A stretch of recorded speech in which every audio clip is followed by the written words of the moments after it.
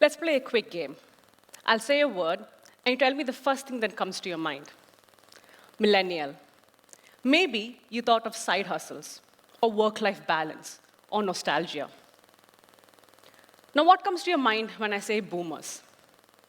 Perhaps you thought of vinyl records, or economic growth, or music revolution that was powered by legends such as the Beatles. Now, what comes to your mind when I say Gen Z?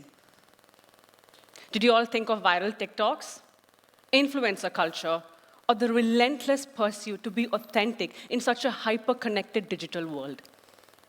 If you notice something, these labels don't just describe, but they divide. They put us in these boxes, often reducing us to cliches. And here's the kicker. These stereotypes don't just influence how others see us, but also how we see ourselves. But what if I told you that these generational labels, as catchy as they are, do more harm than good? That they oversimplify who we are, erode our connections, and distract us from the deeper truths of what it truly means to be a human. My name is Michelle Maria, and I'm here to make a case against generational labels. I want to challenge the idea that generational labels define us and propose a better way to stay connected. One that's rooted in our shared, innate humanity. Generational labels are everywhere.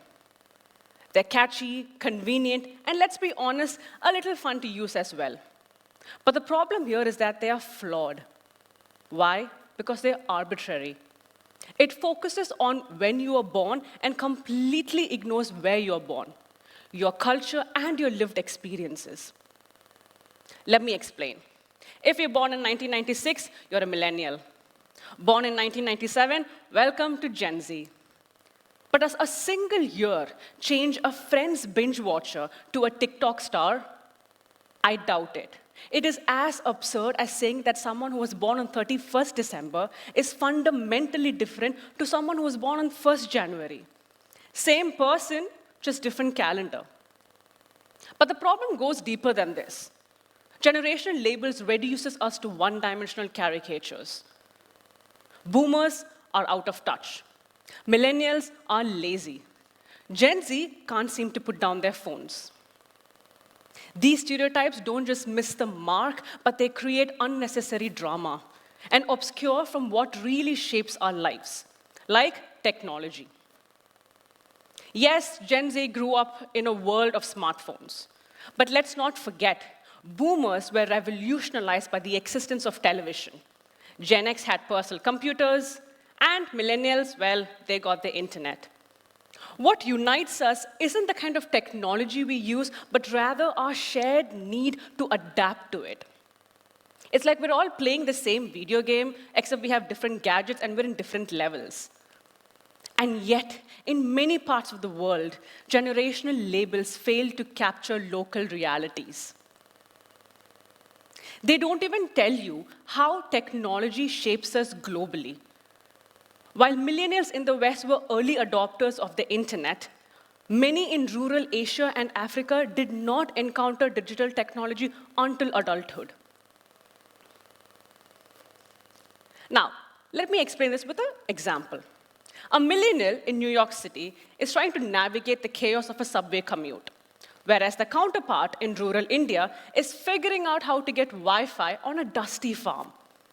Both are shaped by the environment in ways generational labels fail to capture.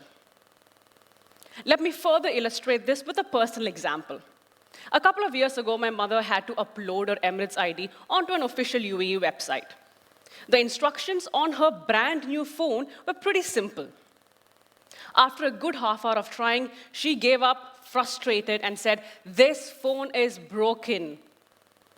As the household techie, I came to her rescue and discovered that she had been slamming her Emirates ID onto her phone screen, expecting it to magically scan itself. It is a funny moment, but it highlights something deeper. While I approach technology intuitively, my mother approached it like a puzzle to solve.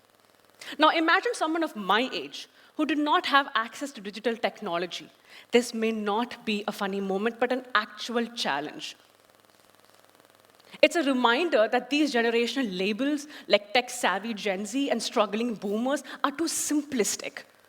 Even in the same household, our relationship with technology is very different. And it's not because of when we are born, but rather our environment, our exposure, and our lived experiences. Here's another issue. Generational labels are deeply rooted in Western culture. They have milestones that reflect actual US and Europe timelines. And they don't even actually align with timelines with many parts of the world. Moreover, they don't even capture cultural diversity. A Gen Z teenager in Japan might be influenced by collectivist values, whereas their counterpart in Brazil might prefer a more vibrant, community-driven lifestyle. These generational labels are trying to fit us all to a one-size-fits-all genes. As trendy as they are, they may rarely fit us all. The challenges and milestones that generational labels presume, like student loan debts and workplace attitudes, are far from universal. So instead of pushing us all into the same mold, let's embrace the unique intersections of culture, history, and geography that truly shapes us all far better than arbitrary generational labels. So why do we cling on to these labels? The answer is simple. We humans love to categorize. It's how we make sense of such a complex world. So labels like Boomer and Gen Z are an easy way to categorize reality. Now, imagine a world where we don't use Boomers caused this and Gen Z did this. Think of it like how Michael Scott from The Office would say. Labels are like sticky notes. They seem useful for a while, but when they fall off and you realize the real thing underneath was what was important all along. Labels stick for a while, but they don't define you. And while I understand that labels don't just disappear overnight, the best thing we can do is to not limit our perception to the boundaries that these labels create. It's about shifting the narrative, celebrating what unites us, and not fixating on what sets us apart. Now that Gen Alpha has come to an end and Gen Beta is arriving, we have a unique opportunity to rethink how we use these generational labels. Because even at its best, these labels aren't endpoints. They are starting points to have deeper conversations.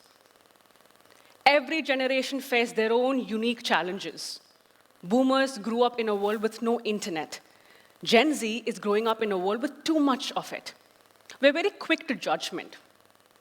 Instead, let's practice intergenerational empathy and celebrate shared humanity. And this means it is the ability for us to understand and appreciate the struggles, the challenges, and the perspective of people of other generation. Because at the end of the day, we're all part of the same story. The struggles we share, such as loneliness and love and hope, are all timeless. Let's move beyond the boxes. Let's celebrate what unites us. Because at the end of the day, when we strip these labels, we're not millennials, we're not Gen Z, and we're not boomers. We're humans. Thank you.